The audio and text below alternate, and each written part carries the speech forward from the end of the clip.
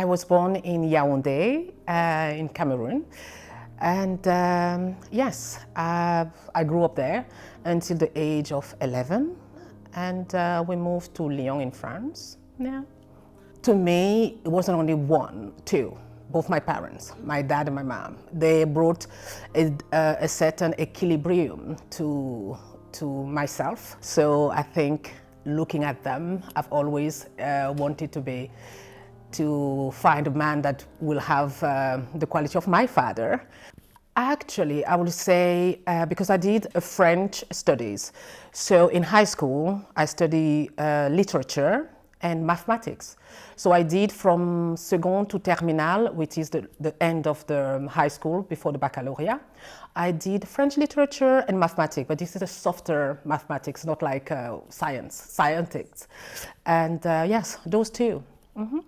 I would say socially I was very independent. I didn't like following the crowd because when I say crowd is you have groups. I don't like to conform. I like being me because I feel like if I'm part of something, I will change who I am. So that is something that there is no reason for that. It's just how I am. When I passed my baccalaureate, which is the end of high school in Lyon, I went to London. So I had actually 2 bachelor degrees. My first bachelor degree was I did tourism and management because my parents wanted me to go into tourism, to eventually do something to promote Cameroon, for instance, in Europe. I pursued it. I went to Westminster University in London and I graduated in 2002. Then my passion was very much into fashion, but not fashion on the designing side, more of a fashion business. And I spoke to my parents and they said, yes, you can go and study. So I did a second degree. I had a bachelor in buying and merchandising from London College of Fashion. And I think it's the best university to study fashion, really. Yeah. My first job, I was a graduate student. So they hired me in 2006 because I graduated from London College of Fashion in 2005 as a graduate trainee retail manager. And it was a big responsibility. It was an American company and they did luxury cashmere. They were launching a sub-brand appealing to a younger consumers, but with, cashmere is luxury garment. So I was part of the 2 or 3 young graduate trainee. So it was an eye-opener. And it was something that made me grow quickly because I was in charge of 6 to 8 members of the team to manage. I did not have an idol, but I had respect for my mentor, my professor at university, my retail professor, retail management. So he's still my mentor actually, but now kind of like more of a friend in a way.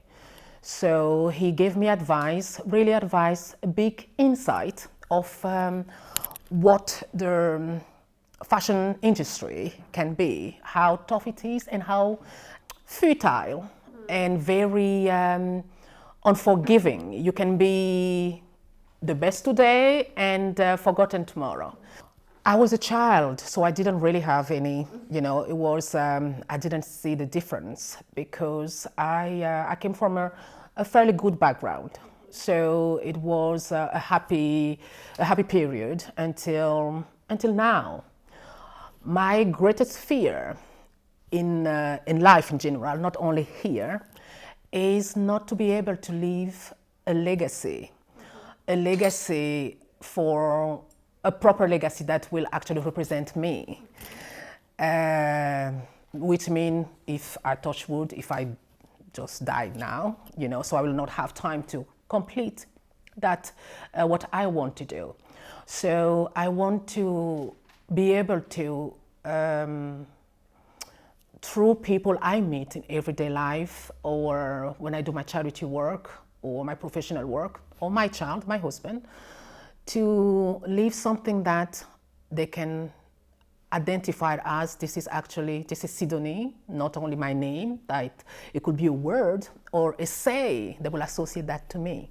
So not going to the end of my life will be my greatest fear. And my hope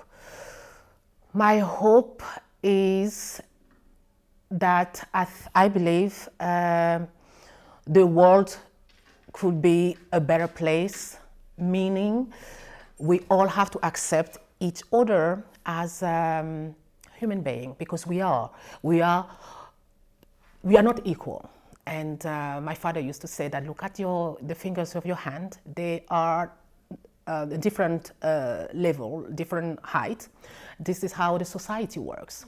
However, we are all a human being, and on that basis, we have the same foundation of accepting others, regardless of their background, regardless of who they are. Just as the simplest way and the most honest way, they are human beings, so I can be kind to them. So that will be my hope, that every one of us could have that empathy, you know. Cameroon is my DNA.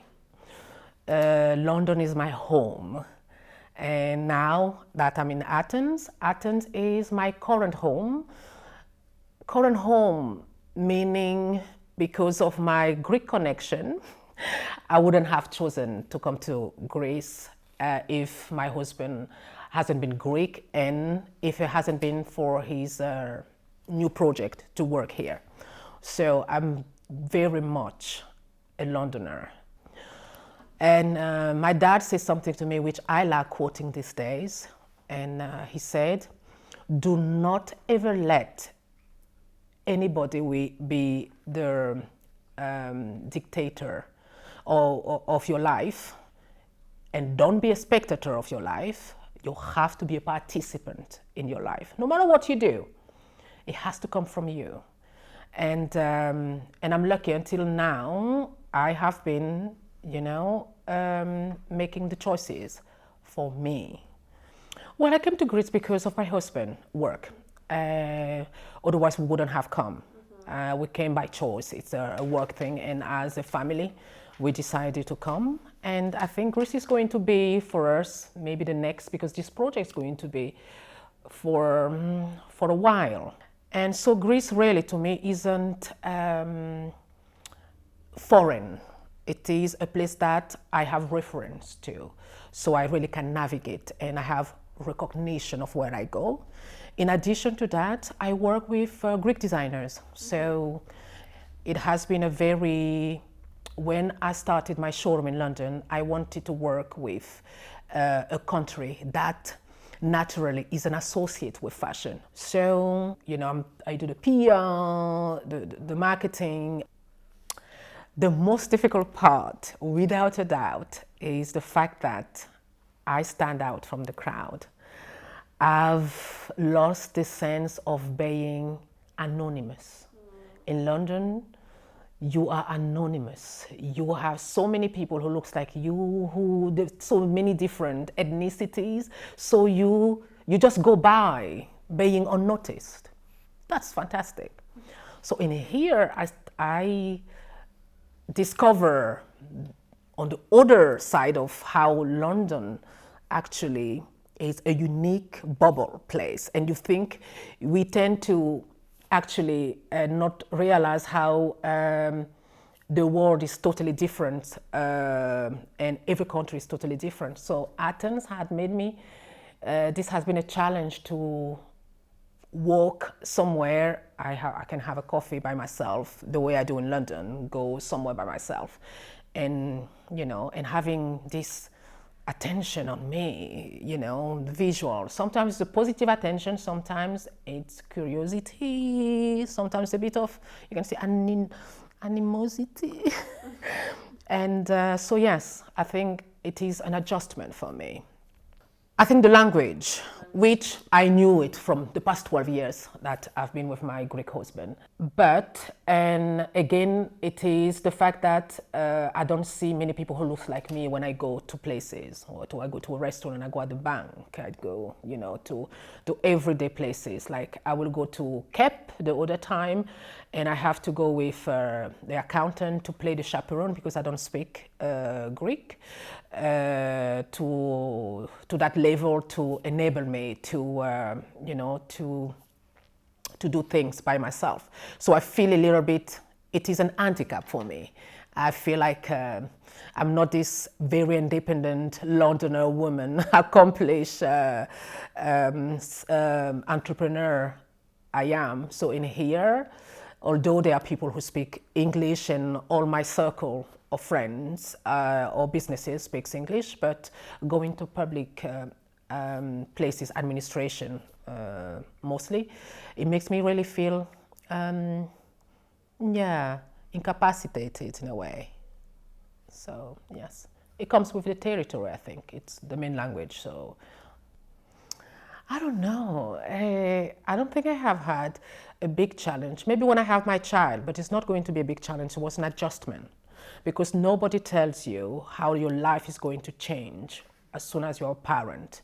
They will tell you, but literally, you have to literally work in the shoes of being a parent to comprehend the every single step, the every single day, because it changes you as a person. Me as a woman, I carried my child for 9 months, and it changes me and my husband as a couple. So I would say that has been, yes, the biggest challenge. And the second biggest challenge has been for me to be here.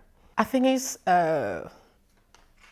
is me. I'm holding the keys of my dreams, really. Directly with living in Athens now, I'm going to pursue with my private lessons to better my Greek. Because I really want to. I'm the person who really want to be participant. I don't want to be observant. You can see I'm chatty. It is very important because when you speak a language, you can channel your emotion. You can express your thought, so people can really understand you. They may be able to speak. I want to be able to be in a gathering and not waiting for my friend or the people around there to translate in what is being taught in Greek. I want to laugh when everybody laugh, get the joke there. And it is very important when you are in a new country to learn the language. Is also you understand more the culture, and as a person, like I said earlier, going to KEP, for instance, or to have my famille. I will go by myself next time, change the license of my car. I will go and be able to, without anybody. That will make me scream like a baby, like my 5-year-old daughter. Absolutely. I think I read through what you're doing, and the project is tremendously important. It is innovative. In here, I'm saying innovative because it wouldn't be innovative in London, in England, or in France. In here it is because you want people to integrate. For people to integrate, the other part has to also be acceptance. So when you have those two, and with BITE, I think this is what they are trying to bring forward, acceptance and integration. So once you have that, you change people's mind, not only the migrant, but the Greeks themselves. You make them open the doors. Most importantly, not only doors literally, the doors of your heart, because our heart, this is where we get empathy, we get the feelings. We start thinking with our heart and less with our head. Because when you think with your head, you start, oh, I've seen this on television about these people. We start having this kind of conversation, and once we have this kind of conversation, we put up barriers. So I think BITE is doing something extremely important. I do believe that BITE will be the hand that will hold the migrant hand and tell them, It hasn't been easy for you, but it could be easier. We are here for that. Just trust. Trust it again. So it is very important for BITE to understand migrants believe and live in communities. When they have been hurt before, the person who picked them up and who helped them go through the healing process is the people from the communities. So BITE may face challenges not to be able to get through some communities in the migrant population because of that, not because of the culture. Because when you are foreign somewhere and you have faced some limitation and challenges, you will go to cry or laugh with the other person who looks like you, who actually wipe your tears away. So I think BITE, by continuing doing what they are doing, they will, before they know it, they will actually realize their work is becoming beneficial to those communities. You will be giving them confidence, trust, the backbone. They can go out there and they will believe more in themselves.